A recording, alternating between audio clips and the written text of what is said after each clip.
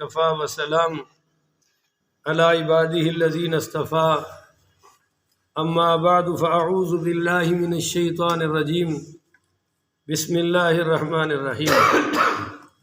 معزز محترم محتشم سامعین حضرات، 30 نومبر بروز بدھ 2022 بعد نماز عشاء کا یہ درس قرآن انشاءاللہ تفسیر سورۃ النحل آیت نمبر 90 پر مشتمل ہوگا، اور اس آیت نمبر 90 کی بھی پہلی قسط ہے۔ یہ مکمل آج کی نشست میں نہیں ہوگی، شاید کل بھی نہ ہو سکے۔ یہ تو بڑی عظیم الشان آیت ہے۔ پہلے آپ آیت سماعت فرما لیں اور اس کا ترجمہ سماعت فرما لیں، پھر انشاءاللہ تفسیر کی طرف جاتے ہیں۔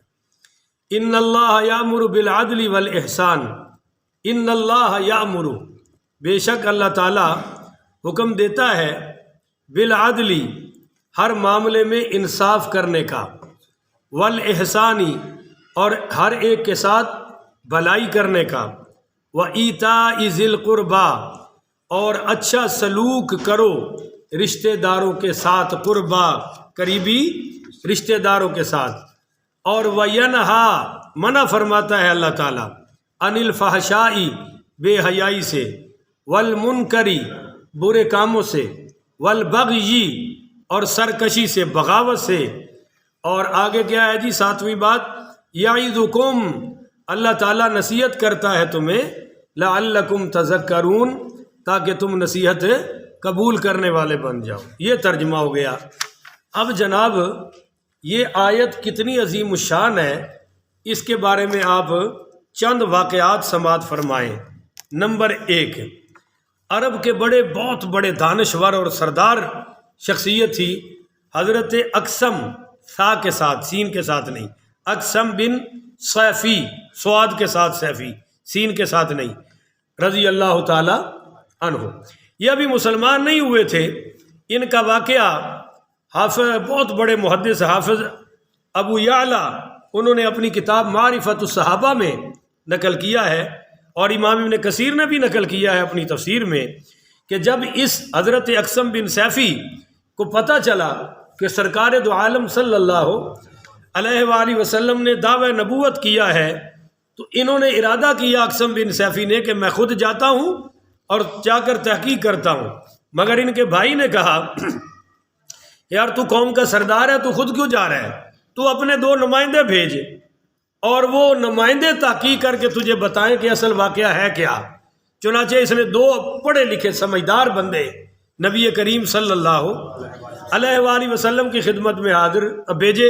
وہ دونوں خدمت اقدس میں حاضر ہوئے، اور انہوں نے آ کر صرف 2 باتیں کی۔ انہوں نے کہا، جی من انتا وما انتا، آپ کون ہیں اور کیا ہیں؟ آپ کون ہیں کہ جواب میں نبی کریم صلی اللہ علیہ وآلہ وسلم نے فرمایا کہ میں محمد ابن عبداللہ ہوں۔ بس اتنی بات بتائی۔ اور اس نے جو پوچھا کہ آپ کیا ہیں، تو حضور پاک صلی اللہ علیہ وسلم نے فرمایا میں کیا ہوں، میرا مشن کیا ہے، میرا پروگرام کیا ہے، تم یہ آیت سنو۔ تو ہمارے آقا نے یہ آیت پڑھ دی، ان اللہ یأمر بالعدل والاحسان وایتاء ذی القربی وینہی عن الفحشاء والمنکر والبغی یعظکم لعلکم تذکرون۔ وہ کہنے لگے، اے محمد پاک ذرا پھر پڑھیے۔ حضور نے پھر پڑھی، انہوں نے کہا پھر پڑھے۔ حضور نے پھر پڑھی، ان دونوں نے حفظ کر لی، اور آ کر اقسم بن سیفی کو رپورٹ پیش کی۔ تو اقسم بن سیفی نے کہا کہ بھائی، جواب میں حضور نے کیا؟ انہوں نے کہا، جی ہم نے پوچھا تھا من انت وما انت، انہوں نے اپنے بارے میں تو صرف اتنا ہی کہا کہ میں محمد ابن عبداللہ ہوں، اور باقی یہ آیت پڑھ دی۔ تو یہ آیت سنتے ہی اقسم بن سیفی کہنے لگا کہ واہ بھائی واہ، لگتا ہے کہ وہ نبی اخلاق کی ساری صفتیں لے کر آیا ہے۔ اس آیت کو سن کر کہا، بھائی آپ بیٹا خاموش رہو، کہ وہ آیت اخلاق کی ساری قسمیں لے کر آئے ہیں، اور چنانچہ اور تمام برے اخلاق سے لوگوں کو روکنے آئے ہیں۔ اور کہنے لگے پورے قبیلے کو، اقسم بن سیفی، آؤ کلمہ پڑھ لو، اگر تم نے اور ہم نے لیٹ پڑھا تو جو جو کلمہ پہلے پڑھتے جائیں گے وہ ہم سے فضیلت میں بھی بڑھتے جائیں گے۔ تو یہ آیت سن کر حضرت اقسم بن صیفی کلمہ پڑھا اور ان کا پورا قبیلہ کلمہ پڑھ کے مسلمان ہو گیا۔ یہ آیت کی ایک شان ہے۔ اچھا جی، اب دوسرا واقعہ اس آیت کی شان میں، حضرت عثمان بن مظعون رضی اللہ تعالی، یہ بڑے جلیل القدر صحابی ہیں، یہ فرماتے ہیں کہ میں نے شروع میں تو بس لوگوں کی کہی سنی میں کلمہ پڑھ لیا شرما شرمی سے کہ یار حضرت ابو بکر بھی پڑھ چکے ہیں، حضرت عثمان بھی پڑھ چکے ہیں، ابن عفان، تو چلو میرے یہ سارے یار جو پڑھ رہے ہیں تو میں بھی پڑھ لیتا ہوں۔ کہتے ہیں میں نے دیکھا دیکھی شرما شرمی پڑھ لیا، پر اسلام میرے دل میں نہیں اترا تھا، اندر نہیں گھسا تھا، اندر میرے گڑبڑیشن چل رہی تھی۔ پر جب یہ آیت حضور پر نازل ہوئی، ان اللہ یامر بالعدل والاحسان وایتاء ذی القربى وینہی عن الفحشاء والمنکر والبغی یعظکم لعلکم تذکرون، کہتے ہیں یہ آیت سنتے ہی اسلام میرے دل کے اندر اتر گیا اور میں پورا مسلمان ہو گیا۔ دیکھیے یہ آیت کتنی قیمتی ہے۔ یہ میں نے حضرت عثمان بن مظعون کا دوسرا واقعہ بیان کر دیا، اب تیسرا سنیے۔ یہ ابھی ہستی مسلمان نہیں ہوئی تھی، ان کا نام ہے ولید بن مغیرہ، بولیے ولید بن مغیرہ۔ ان کو حضور پاک صلی اللہ علیہ وآلہ وسلم نے یہ آیت پڑھ کر سنائی اور یہ مسلمان ہوا وہی نہیں، مسلمان نہیں ہوا، پکا دشمن اسلام تھا۔ انہی کا بیٹا خالد ابن ولید تھا، وہ سیف اللہ بنے، 10 بیٹے تھے اس کے، اسی کے جواب میں تو آئی تھی اتل بعد ذالک زنیم، ٹھیک ہے، وہ سورہ قلم کی ابتدائی آیتیں، موضوع نہیں ہے، ٹائم لگ جاتا ہے اس کا تعارف کراؤں۔ یہ ولید بن مغیرہ کو جب حضور نے یہ آیت مبارکہ سنائی تو یہ ایسے ہکا بکا رہ گیا، کہنے لگا یا ابن اخی اعد، اے میرے بھتیجے ذرا دوبارہ سنانا۔ اس آیت کو سن کے کہہ رہا ہے اے میرے بھتیجے ذرا دوبارہ سنانا، تو نبی کریم صلی اللہ علیہ وآلہ وسلم نے اس کو دوبارہ آیت پڑھ کر سنا دی، کافر کو سنا دی، اور پھر وہ اس نے ایک بات کہی، وہ ذرا غور سے سنیے گا۔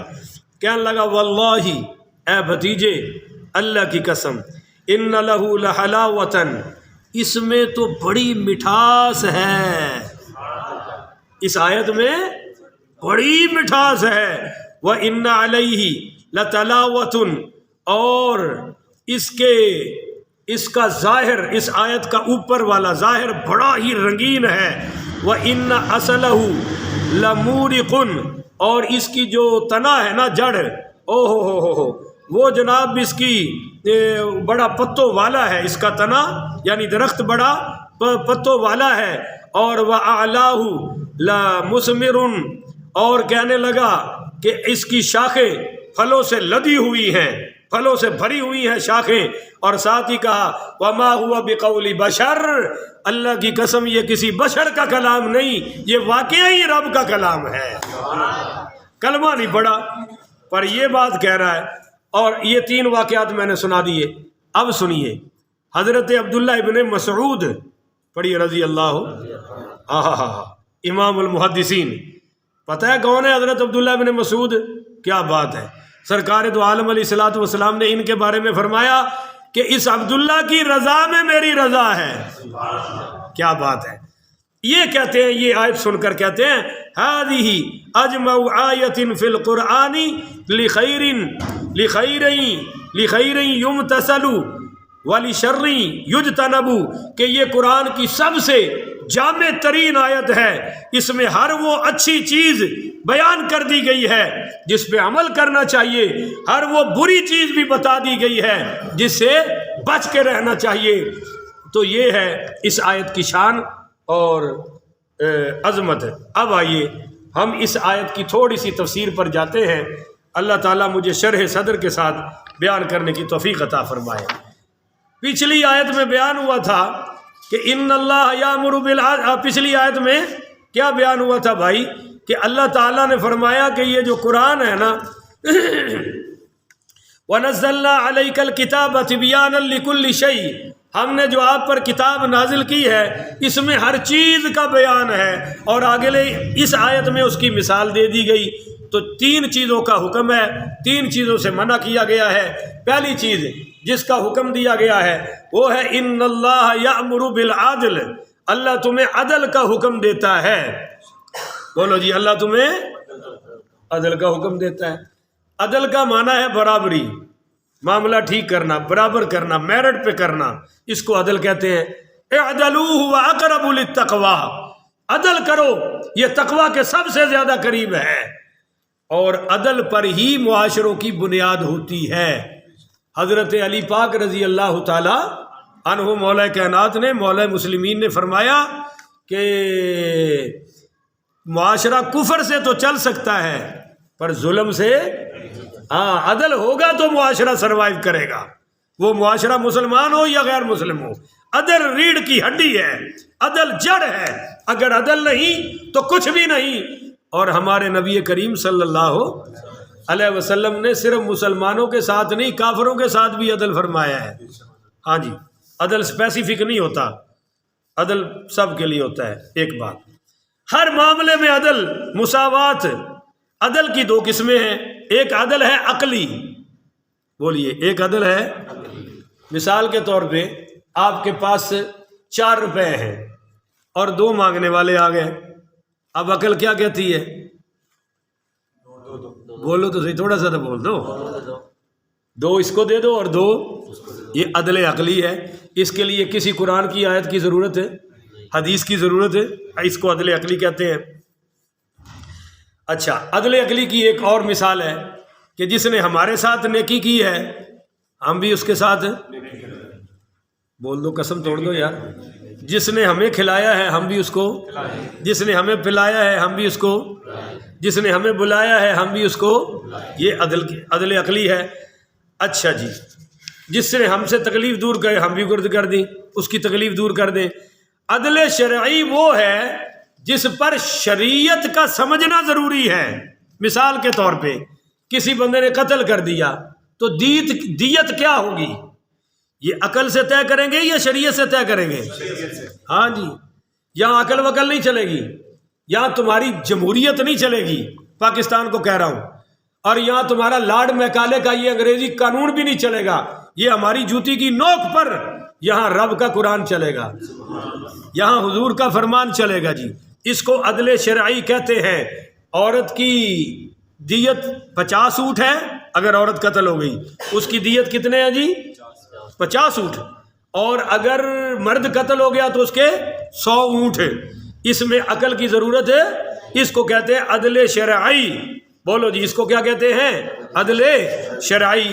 اچھا، ہم نے کسی کے ساتھ وعدہ کر لیا، اب اس وعدے کا پورا کرنا عدل عقلی ہے یا عدل شرعی ہے؟ جزاک اللہ، بولا کرو یار، عدل۔ یہاں عقل نہیں چلے گی، عقل تو کہے گی چلو یار ٹھیک ہے توڑ دو، کوئی بات نہیں، مسئلہ نہیں ہے، کل میری باری ہے یہ توڑ دے، نہیں، شریعت کہتی ہے فمن اکفر مسلما فعلیہ لعنت اللہ والملائکۃ والناس اجمعین لا یقبل اللہ منہ صرفا ولا عدلا، کہ جو شخص وعدہ توڑتا ہے اس پر اللہ کی لعنت ہے، اس پر فرشتوں کی لعنت ہے، اس پر ساری انسانیت کی لعنت ہے، اور وعدہ توڑنے والے کا کوئی فرض، کوئی نفل، کوئی عمل اللہ کی بارگاہ میں قبول ہے۔ تو یہ عدل شرعی ہے کہ جس کو ہاں کہا ہے پوری کرو، جو بات کی ہے پوری کرو۔ یا ٹکے ٹکے پہ فراڈ کرتے ہیں، کہہ دیا جی کام، اور ہمارا نیچے مستری سے لے کر حکمران تک سب بے عدلے ہیں، سب کذاب ٹولہ ہے۔ مستری کہے گا آج کام کر دوں گا اور ہفتہ پورا کام، اور بلکہ دیہڑی شروع کر کے ایک لگا کے آگے چلا جائے گا، اور آپ کو بھی لٹکائے گا، اس کو بھی لٹکائے گا۔ ریڑھی والا بھی یہ کر رہا ہے، ہر شعبے میں یہ ہو رہا ہے۔ آپ نے تار لگوانی ہے، مستری سے بات کرو، وہ آپ کو 20 جھوٹ بولے گا پھر کام کرے گا۔ تو جب بھی ہم جھوٹ بولتے ہیں، وعدہ خلافی کرتے ہیں، تو نہ ہمارا فرض قبول ہے، نہ ہمارا نفل قبول ہے، اور نہ اللہ کی بھی لعنت ہے، فرشتوں کی بھی اور ساری انسانیت کی بھی لعنت برستی ہے۔ اب ایک آخری بات کرتا ہوں، پھر کل یہیں سے بات شروع کریں گے۔ اللہ تعالیٰ نے ہمارے لیے فرمایا ہے وَجَعَلْنَاكُمْ أُمَّةً وَسَطًا، قاری صاحب ٹھیک پڑھ رہا ہوں؟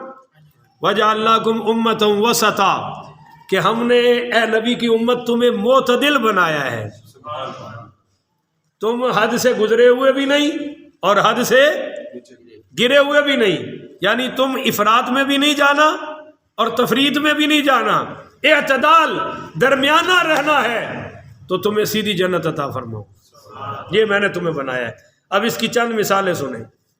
عقائد اور اعمال کے لحاظ سے اللہ تعالیٰ نے صرف اہل سنت مسلمانوں کو عدل والا بنایا ہے۔ یہ میں کوئی لگی لپٹی نہیں کہہ رہا، قرآن میرے سامنے ہے، دلائل میرے پاس ہیں، ابھی تھوڑی سی جھلک آپ کو دکھاتا ہوں۔ آپ دین اسلام کو دیکھیں اور اہل سنت کو دیکھیں، آپ کو نظر آئے گا کہ دہریہ ایک مسلک ہے جو کہتے ہیں خدا ہے ہی کوئی نہیں، خدا کا وجود ہی کوئی نہیں۔ وہ کہتے ہیں کہ اس جہان کا کوئی پیدا کرنے والا، ڈارون تھیوری وہی ہے نا کہ خود بخود ہر چیز بن گئی، یہ تفریط ہے۔ اور مشرکین کہتے ہیں کہ اس جہان کے پیدا کرنے والے بہت سارے ہیں، چنانچہ ہندو مشرک ہے نا، تو جا کر دیکھیے کروڑوں بتوں کی پوجا ہو رہی ہے، تو وہ جو کہتے ہیں کوئی نہیں، یہ تفریط ہے، نیچے گر گئے۔ اور جنہوں نے کہا بہت سارے خدا ہیں، یہ جناب افراط کا شکار ہوئے، آگے بڑھ گئے۔ اب ہے اسلام، اسلام کہتا ہے کہ اس جہان کا پیدا کرنے والا ہے اور وہ صرف اللہ ہے، یہ ہے امت وسطا، درمیان والے۔ اچھا جی، اب دوسری مثال سنیے گا بڑی توجہ سے۔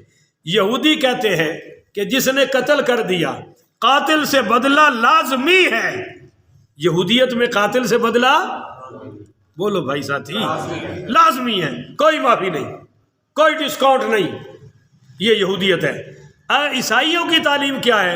عیسائی کہتے ہیں کہ ہر قاتل کو معاف کرنا لازمی ہے، قاتل سے بدلہ ہے ہی کوئی نہیں، یہ یہودیت ہے۔ قاتل کو نہیں چھوڑنا، یہ عیسائیت ہے۔ ایک میں افراط ہے، ایک میں تفریط ہے۔ عیسائیوں میں افراط ہے، یہودیوں میں تفریط ہے۔ اب اسلام کیا کہتا ہے کہ مقتول کے وارثوں کو اختیار ہے، چاہے تو قصاص لے لیں، چاہے تو دیت لے لیں، چاہے تو بالکل معاف کر دیں، یہ اسلام ہے۔ امتم وسطا، ہم ہیں متوسط۔ اچھا جی، تیسری مثال، ایک فرقہ ہے جبریہ، وہ کہتے ہیں کہ انسان مجبور محض ہے، کچھ کر سکتا، بولو تو صحیح نا بھائی، کچھ کر سکتا، اس کی اوقات ہی کوئی نہیں، اختیاری، یہ تفریط ہے، بالکل نیچے چلے گئے۔ اور ایک فرقہ ہے معتزلہ، معتزلہ کہتے ہیں کہ انسان اپنے افعال کا خود مالک اور خالق ہے، جو چاہے کر سکتا ہے، تو یہ تفریط والے ہو گئے جناب۔ اب دیکھیے اس کے مقابلے میں یہ افراط والے ہو گئے، وہ جو کہتے ہیں انسان کچھ بھی نہیں کر سکتا، وہ افراط والے، وہ تفریط والے۔ اور یہ جو کہہ رہے ہیں کہ انسان اپنے افعال کا خود مالک ہے، خالق ہے، یہ افراط والے ہو گئے۔ اب اہل سنت اور مسلمان یہ کہتے ہیں کہ بھائی انسان کاسب ہے، کرنے والا ہے، اللہ تعالی خالق ہے، انسان فعل کرتا ہے، اللہ افعال کو پیدا کرنے والا ہے۔ دونوں عمل سامنے رکھ دیے نا، اچھا اور برا پیدا کر دیے، کرنے والا انسان ہے، یہ امر متوسط ہے، درمیانہ کام ہے جی۔ اچھا آگے چلیے، ایک فرقہ ہے ناسبی، بولو سارے سواد کے ساتھ، ناسبی، یہ وہ ہیں جو اہل بیت کی توہین کرتے ہیں، اہل بیت کا ذکر سنے انہیں آگ لگ جائے گی، برداشت نہیں ہوگا، یہ تفریط ہے۔ اور ایک رافضی فرقہ ہے شیعوں کا، وہ اہل بیت کی محبت میں صحابہ کی توہین کرتے ہیں، اہل بیت کی محبت کی آڑ میں صحابہ پر دن رات بھونکتے ہیں، یہ افراط ہے۔ اور اہل سنت ہیں جو صحابہ کی عظمت کو بھی سلام کرتے ہیں، اہل بیت کی عظمت کو بھی لاکھوں سلام پیش کرتے ہیں، یہ ہے امت وسطا، درمیانی امت ہے۔ اچھا جی، اب ٹائم ختم ہو گیا، پر میں یہ چند مثالیں بات کر کے پوری کر رہا ہوں، کل یہیں سے بات کریں گے، کہو انشاءاللہ۔ ایک فرقہ ہے اہل حدیث، ان کا اصلی نام ہے غیر مقلد۔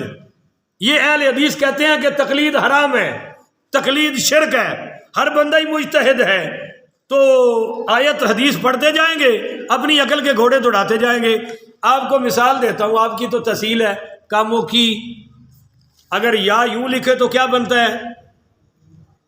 کاموں کی، بھائی یوں لکھ دے نا تو کیا بنتا ہے؟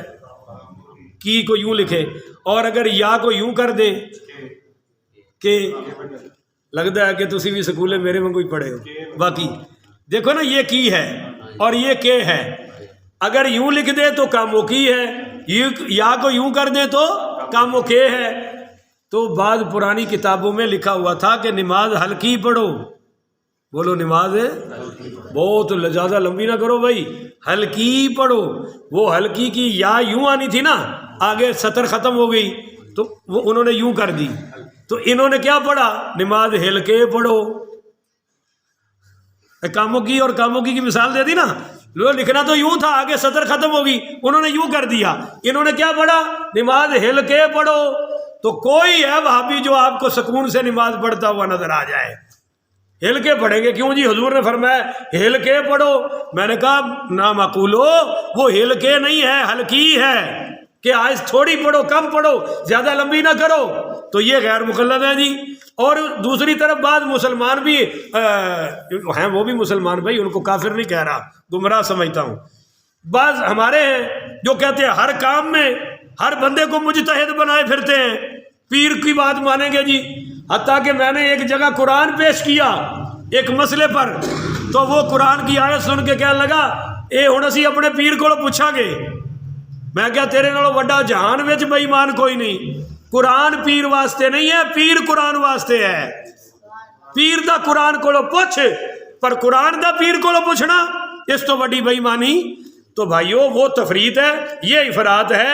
اہل سنت درمیان میں کھڑے ہیں، اہل سنت کہتے ہیں کہ بھائی ہم ہر کسی کی تقلید نہیں کرتے، ہم اس امام اعظم ابو حنیفہ کی تقلید کرتے ہیں جس نے 20 صحابہ سے علم حاصل کیا ہے، پر قرآن و حدیث کی روشنی میں، بولو قرآن و حدیث کی روشنی میں، جیسا کہ اگر قرآن حدیث ایک طرف ہو، امام کا قول ایک طرف ہو، ہم حدیث کو لیں گے، ہم قرآن کو لیں گے، یہ مسلک اہل سنت ہے۔ سن لو، شوال کے 6 روزے امام اعظم ابو حنیفہ کے ہاں مکروہ ہیں، پر ہم سب رکھتے ہیں اور مانتے ہیں کہ بھائی یہ ٹھیک ہے، کیونکہ حدیث آ گئی، امام کی بات چھوڑ دیں گے، حدیث کو چھوڑ سکتے، یہ ہے مسلک اہل سنت امتاً وسطا۔ اور یہ جو عقیقہ ہے یہ امام صاحب کے ہاں منع ہے، مکروہ ہے، پر چونکہ حدیث میں آ گیا ہم کر رہے ہیں اور قیامت تک کرتے رہیں گے، یہ اہل سنت ہے۔ تو کل ہم یہیں سے بات شروع کریں گے، کہو انشاءاللہ، آج 2-3 منٹ اوپر ہو چکے ہیں، تو کل یہیں سے شروع کریں گے، اونچی طرح کہو نا انشاءاللہ، پھر میں سمجھاؤں گا عدل کیا ہے، امتم وسطا، ایک قسط ہو گئی، کل دوسری پیش کریں گے۔ اللہ تعالیٰ سے دعا ہے اللہ مجھے اور آپ کو عمل کی توفیق عطا فرمائے۔ آخر ودعوانا ان الحمدللہ رب العالمین۔